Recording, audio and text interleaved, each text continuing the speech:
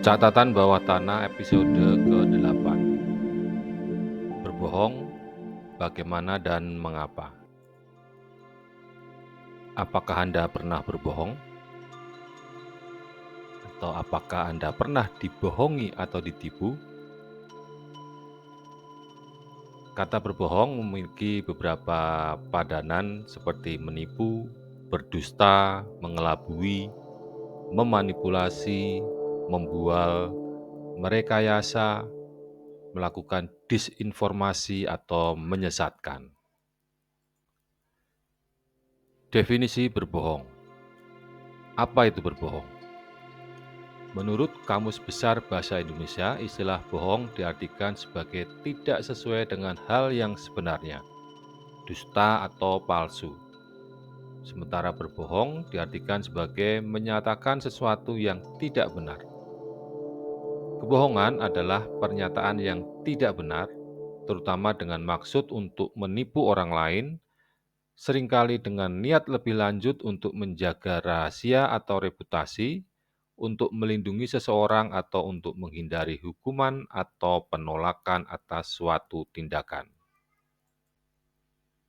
Menurut beberapa ahli, berbohong merupakan hal yang lazim di kehidupan kita sehari-hari.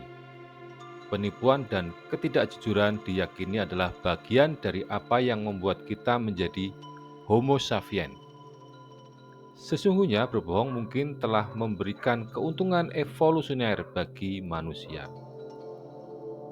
Namun demikian, di sisi lain, kita juga bisa dengan mudah dimanipulasi dengan pemikiran yang salah dan penarikan kesimpulan yang bias dengan menggunakan data-data statistik yang didistorsi atau disalahgunakan. Sehingga mengenali mekanisme how to lie sama penting dan krusialnya dengan mengerti aspek-aspek why we lie yang menjadi pendorong utama dari epidemi kebohongan pada saat ini. Sangat penting untuk bisa membedakan antara fakta dan fiksi, antara realitas dan opini, serta kebenaran dan kebohongan. Khususnya pada masa politik post-truth saat ini, di mana kita dibombardir dengan misinformasi dan berita-berita palsu. Menurut ilmu psikologi, ada beberapa ciri yang menandakan orang sedang berbohong. Yang pertama, bicara yang tidak natural. Yang kedua, orang tersebut grogi atau gugup. Yang ketiga, mereka menghindari kontak mata kepada lawan bicaranya. Yang keempat, ketika berbicara, mereka terlalu banyak menyentuh bagian-bagian tubuhnya. Yang kelima, nada suara yang tiba-tiba pelan. Yang keenam, mereka tersenyum secara terpaksa. Dan yang ketujuh, napas mereka yang tidak terkontrol. Berikut adalah daftar kebohongan yang daya rusaknya dinilai lumayan besar. Yang pertama adalah berdusta, yaitu mengatakan yang tidak benar untuk menyesatkan. Dusta adalah pelanggaran paling serius terhadap kebenaran. Berdusta berarti berbicara atau berbuat melawan kebenaran untuk menyesatkan orang yang mempunyai hak untuk mengetahui kebenaran. Yang kedua, rekayasa atau manipulasi, yaitu menyiasati atau mengarahkan orang lain ke suatu tujuan yang menguntungkan dirinya sendiri. Rekayasa dan manipulasi bersifat mengelabui. Berikutnya adalah menjilat. Kata-kata dan sikap manis yang dilakukan hanya sekedar untuk menyenangkan atasan atau ABS. Yang keempat, fitnah. Kebohongan ini sangat jahat sebab yang difitnah tidak hadir dan tidak selalu mengetahui, sehingga seringkali tidak dapat membela diri.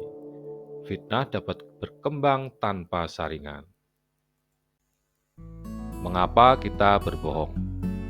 Dalam rangka memahami mengapa orang berbohong, maka penting untuk pertama-tama kita membedakan antara apa itu salah dan apa itu benar.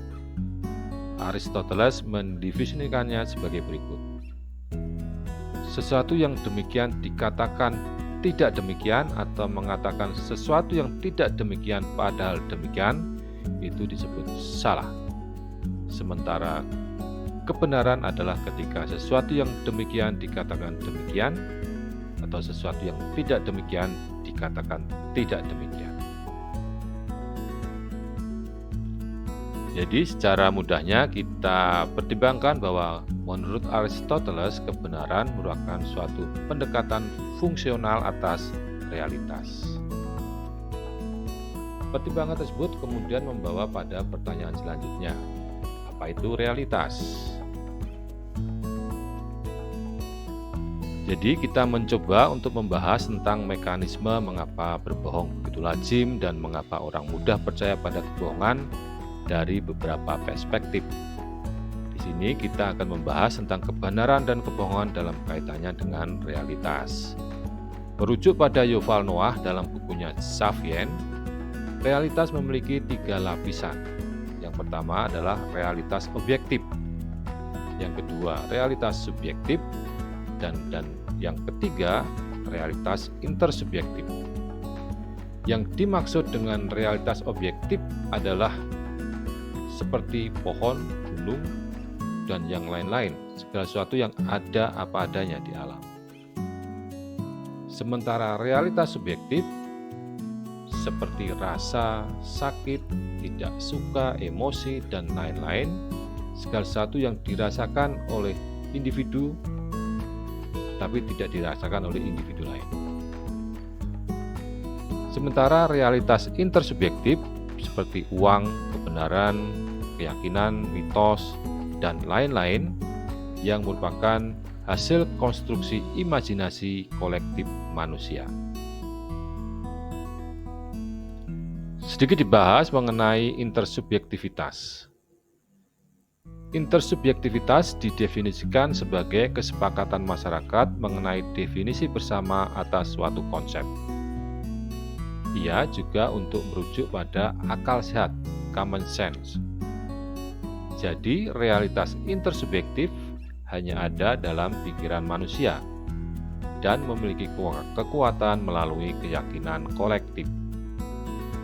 Seseorang yang berbohong dikategorikan termasuk melakukan tindakan intersubjektif karena mereka bekerja dengan 2 definisi situasi yang berbeda. Oleh karena itu, kebohongan dianggap sebagai bersifat intersubjektif, yaitu dalam artian beroperasi di antara 2 definisi subjektif mengenai realitas. Beberapa peneliti menyatakan bahwa berbohong merupakan salah satu sifat manusia yang sudah sangat mendarah daging. Dan kecenderungan untuk menjadi penipu sudah tertanam dalam struktur kehidupan kita sehari-hari. Bahkan menurut sebuah penelitian dinyatakan bahwa semakin cerdas suatu spesies dan semakin besar neokorteksnya, maka semakin besar kecenderungannya untuk suka menipu. Kemampuan untuk memanipulasi pihak lain tanpa menggunakan kemampuan fisik akan menghemat energi dan memberikan keuntungan dalam persaingan untuk memperoleh makanan atau untuk kawin. Oleh karena itu, berbohong memiliki nilai evolusioner bagi manusia sebagai suatu spesies. Selain itu, berbohong juga memiliki akar yang sangat dalam pada sistem bahasa kita. Beberapa ahli bahasa menyatakan bahwa bahasa manusia berkembang terutama sebagai metode untuk memanipulasi dan menipu.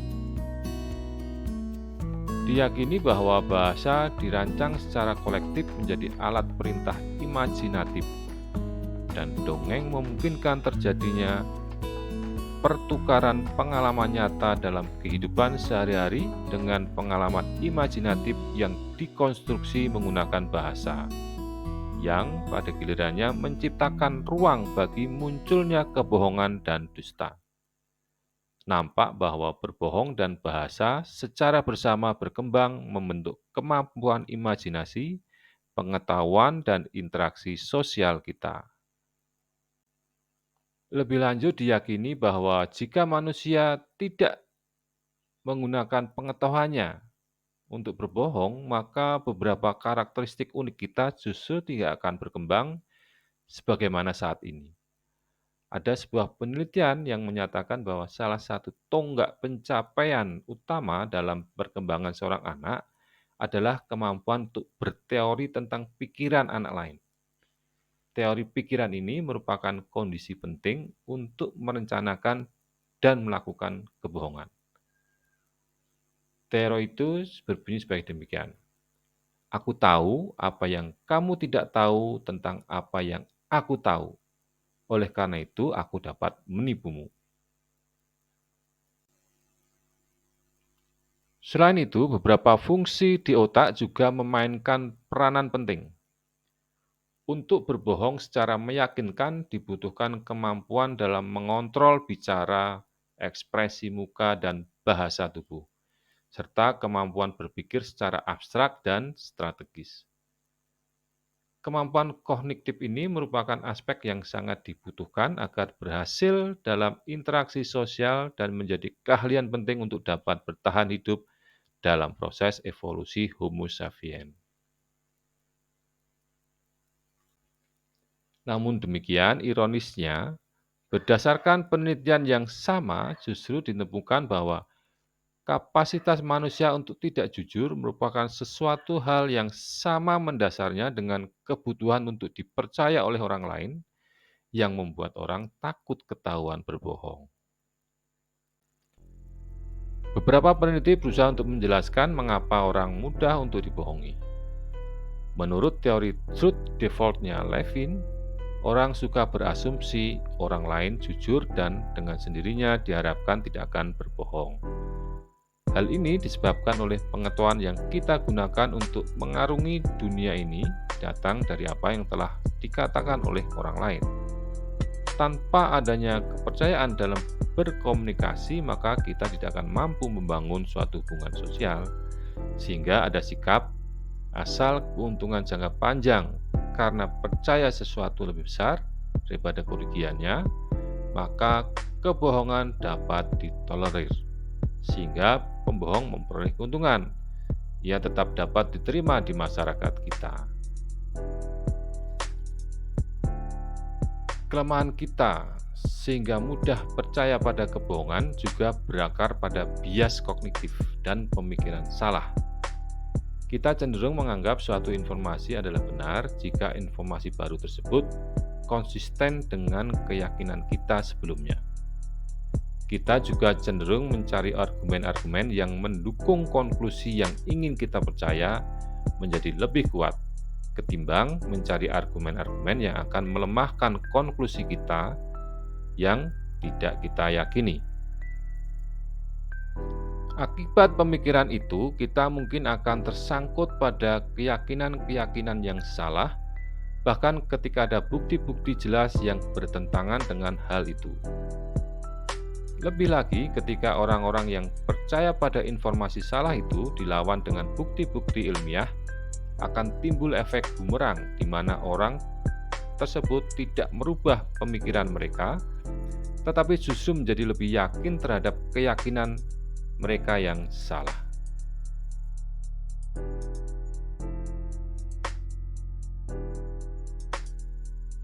Keterbatasan otak manusia. Berdasarkan ilmu psikologi, otak manusia rentan terhadap tekanan dari seleksi alam.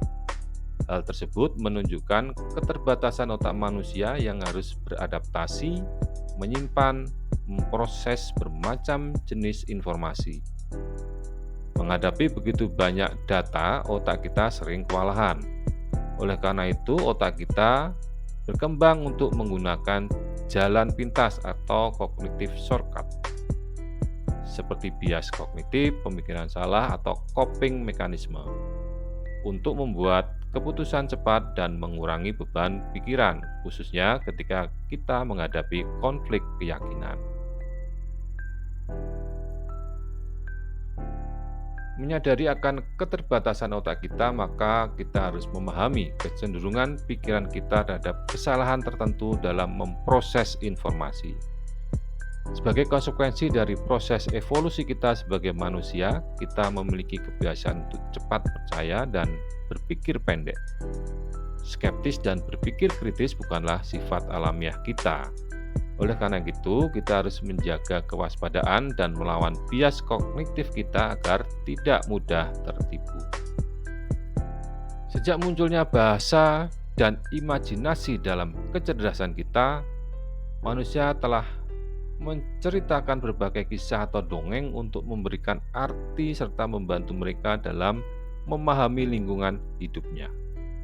Hal-hal yang bersifat fiksi ataupun imajinasi yang dibangun seperti uang, agama, hukum, negara, dan korporasi yang telah diciptakan sehingga mampu berkembang dalam skala besar.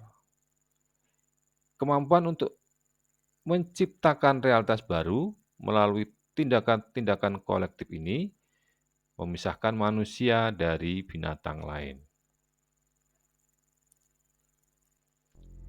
Dengan ledakan informasi dan ketidakmampuan otak kita menerima data dalam jumlah yang sangat besar, kita diuntungkan telah menemukan tulisan, rumus-rumus matematis, statistik, dan program komputer untuk membantu menyimpan, memproses, dan menerjemahkan informasi.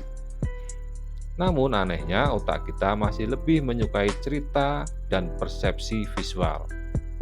Sementara dalam sejarah panjang evolusi manusia, berpikir kritis bukan merupakan bagian dari syarat-syarat seleksi alam, sehingga ia tidak berkembang dengan baik.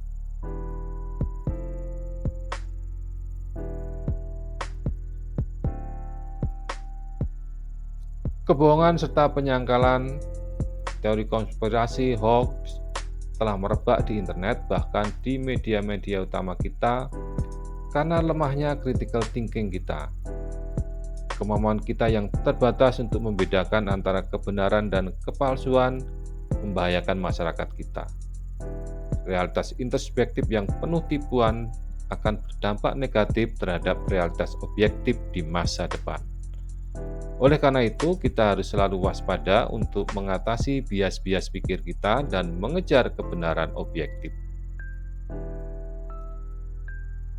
Dalam masa political post-truth saat ini, kebenaran terdevaluasi oleh narasi para demagog yang menebarkan kebohongan menggunakan payung semantik kebenaran alternatif.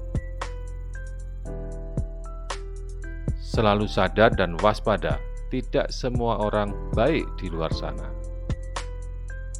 Kebaikan tidak terletak pada peristiwanya, tetapi pada niatnya. Dialektika antara baik, benar, dan pas.